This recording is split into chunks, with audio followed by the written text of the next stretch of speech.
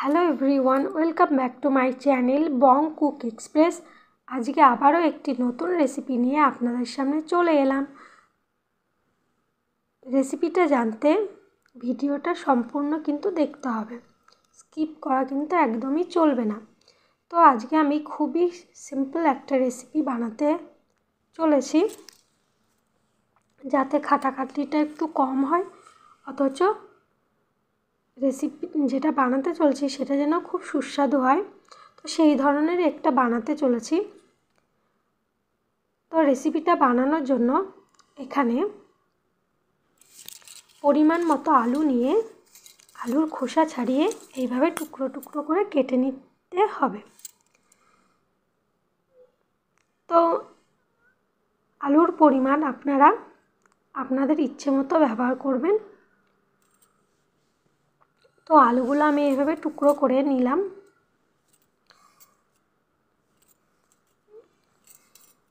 আপনারা আলুর টুকরোগুলো একটু বড়ও রাখতে পারেন অথবা আমার মতোও রাখতে পারেন। বেশ অনেকটা পরিমাণ আলুই কিন্তু কেটেছি। তো আলুগুলো কেটে ভালো করে ধুয়েও নিয়েছি। এবার কড়াইতে পরিমাণ মতো তেল দিয়ে দিচ্ছি। তেলটা গরম হয়ে গেলে এর মধ্যে দুটো তেজপাতা এবং দুটো শুকনো লঙ্কা ভেঙে দিয়ে দিলাম। তারপরে দিয়ে দিলাম একটুখানি কালো জিরে। এরপরে ফোড়নটা একটু ভেজে নিলাম। ফোড়ন থেকে গন্ধ বেরোলে এর মধ্যে দিয়ে দিলাম ধুয়ে রাখা আলুগুলো দিয়ে একটু ভালো করে নাড়িয়ে চেড়িয়ে দিচ্ছি। আলুগুলো কিন্তু খুব ভালো করে ভেজে নিতে হবে। তো আলুগুলো ভাজতে বসিয়ে এদিকে কিছুটা পরিমাণ মটরশুঁটি নিয়ে নিয়েছি, সেগুলোই এখন ছাড়িয়ে নিচ্ছি। তো মটরশুঁটির পরিমাণটাও কিন্তু আপনারা আপনাদের মতো ব্যবহার করতে পারেন, কম বা বেশি। তো মটরশুঁটি এদিকে ছাড়ানো হয়ে গেছে। এবার মটরশুঁটিগুলোও ধুয়ে নেব। তো মটরশুঁটি ধুয়ে নিয়েছি। আর এদিকে দেখছি যে আলুটা কতটা পরিমাণ ভাজা হয়েছে। আলুগুলো কিন্তু বেশ লালচে লালচে ভাব এসেই গেছে। এখন দিয়ে দিলাম এর মধ্যে ধুয়ে রাখা মটরশুঁটিগুলো। তো মটরশুঁটিগুলো দিয়ে একটু নেড়ে চেড়ে দিচ্ছি। খেয়াল রাখবেন মটরশুঁটিগুলো যেন তেলের মধ্যে দেওয়ার পরই তো ছিটে আসে, সেটা যেন ছিটে এসে গায়ে না লাগে, সেই দিকে একটু খেয়াল রাখবেন। একটু দূরে গিয়ে তবেই কিন্তু মটরশুঁটিটা দিয়ে একটু নাড়িয়ে চাড়িয়ে দেবেন। আর যদি খুব ফুটে যায় তাহলে কিন্তু একটা চাপা দিয়ে দেবেন, মানে ঢাকনাটা দিয়ে দেবেন কড়াইয়ের উপরে, তাহলে কিন্তু আর ছিটে আসবে না। তো ওইদিকে মটরশুঁটি আর আলুটা ভাজতে বসিয়ে টমেটোও কেটে নিয়েছি। তো টমেটোটা কেটে নিয়ে একটা মাঝারি সাইজের টমেটো দিয়েছি কিন্তু। তো টমেটোটা এবার দিয়ে দিলাম। টমেটোটা দিয়ে দেওয়ার পরে আবারও কিন্তু ভালো করে মিশিয়ে নিচ্ছি। তো আবারও কিন্তু বেশ কিছুক্ষণ ভেজে নেব। এরকম ভাজতে ভাজতেই কিন্তু আলুটা কিন্তু সেদ্ধ হয়ে যাবে। তো আরও কিছুক্ষণ কিন্তু ভেজে নিচ্ছি।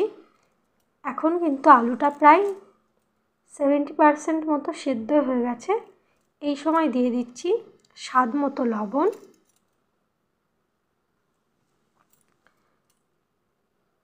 আর পরিমাণ মতো হলুদ।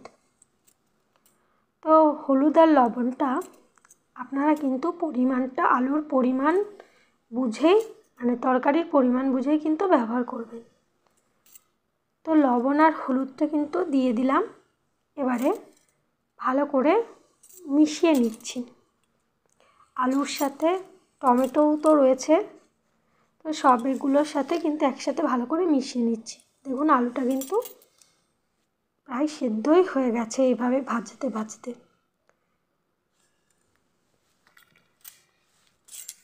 তো এইভাবে একটু কষাতে থাকবো। এই রেসিপিটাতে আর কিছু সেরকম একটা দেব না। তো এইভাবে কিন্তু কষাতে থাকতে হবে। তো ভালোভাবে কষানো হয়ে গেছে। এবার পরিমাণ মতো জল দিয়ে দিচ্ছি। আপনারা যেরকম চাইবেন সেই রকম জল দিতে পারেন, কম বা বেশি। তো আমার যতটুকু দরকার আমি সেই পরিমাণ জল দিয়ে দিলাম। মানে এখানে আমি খুব বেশি ঝোলও রাখবো না, আবার খুব বেশি গ্রেভিও মানে কিন্তু রাখবো না, একদম শুকনোও করবো না।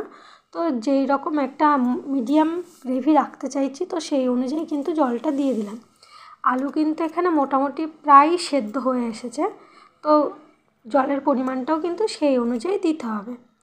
এখানে খুবই কম পরিমাণ পনির ছিল, তো পনিরটা ভাবলাম দিয়ে দিই।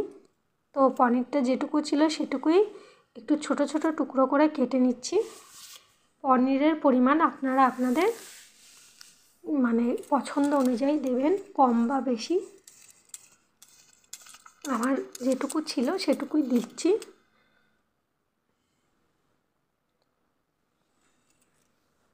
তো পনিরটা টুকরো করে কেটে নিয়েছি, খুবই ছোট ছোট টুকরোই করেছি।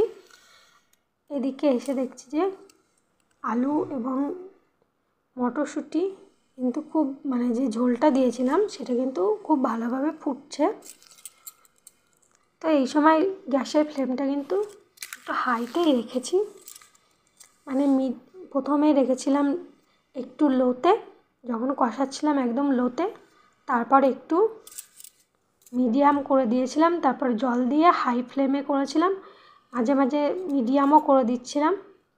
তো এইভাবে করছিলাম। এবার পনিরের টুকরোগুলো কিন্তু দিয়ে দিলাম। পনিরের টুকরোগুলো দিয়ে এবার ভালো করে কিন্তু আবারও মিশিয়ে নিচ্ছি সবজির সাথে,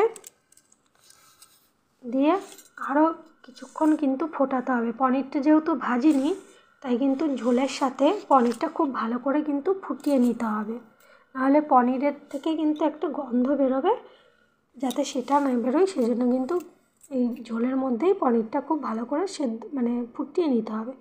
এবার এর মধ্যে দিয়ে দিচ্ছি পরিমাণ মতো চিনি। চিনিটা আপনারা স্কিপও করতে পারেন, দিতেই হবে এর কোনো মানে নেই।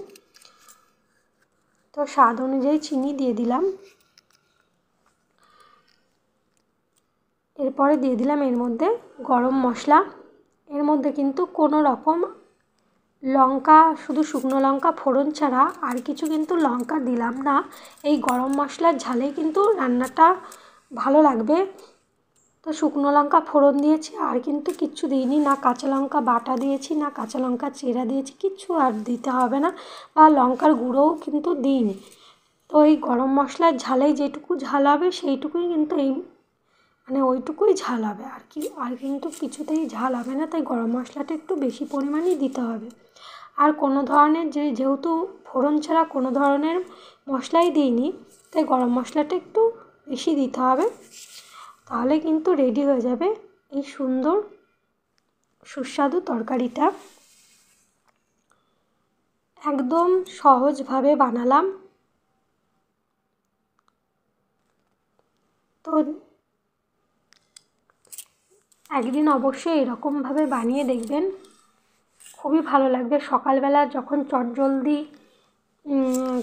রান্না করতে হয় তখন কিন্তু এটা অবশ্যই বানাতে পারেন, খুবই ভালো লাগবে। তো আজকের রেসিপিটা আপনাদের কেমন লাগলো কমেন্ট করে জানাতে পারেন। যদি ভালো লাগে তবে লাইক, কমেন্ট, শেয়ার এবং চ্যানেলটি সাবস্ক্রাইব করবেন। আর সাবস্ক্রাইব করে পাশে থাকা বেল আইকনটিও কিন্তু প্রেস করতে ভুলবেন না। আর বংকুক এক্সপ্রেস ফেসবুকেও কিন্তু আছে, মানে ফেসবুকেও এই বংকুক এক্সপ্রেস পেজটা আছে, সেখানে গিয়ে আপনারা চাইলে ফলো করতে পারেন। গরম গরম ভাত সাথে তরকারি নিয়ে নিয়েছি। এই রেসিপিটা কিন্তু পরোটা বা রুটির সাথে বা লুচি দিয়েও কিন্তু খুবই ভালো লাগবে, কিন্তু আমি ওগুলো দিয়ে আর ট্রাই করলাম না, আমি ভাত দিয়েই ট্রাইটা মানে খাচ্ছি। খেতে কিন্তু খুবই ভালো হয়েছে, তাই বলবো যে অবশ্যই একদিন বানান, আশা করছি ভালো লাগবে। অন্য ধরনের তো অনেক রেসিপি বানিয়েছেন, তো এইভাবে একদিন বানিয়ে দেখতেই পারেন। তো সকলে ভালো থাকবেন, সুস্থ থাকবেন আর আনন্দে থাকবেন। আর ভিডিওটি দেখার জন্য আপনাদেরকে অসংখ্য ধন্যবাদ। হেলদি খান আর ভালোভাবে জীবনটা উপভোগ করুন। সকলে ভালো থাকুন। Bye bye.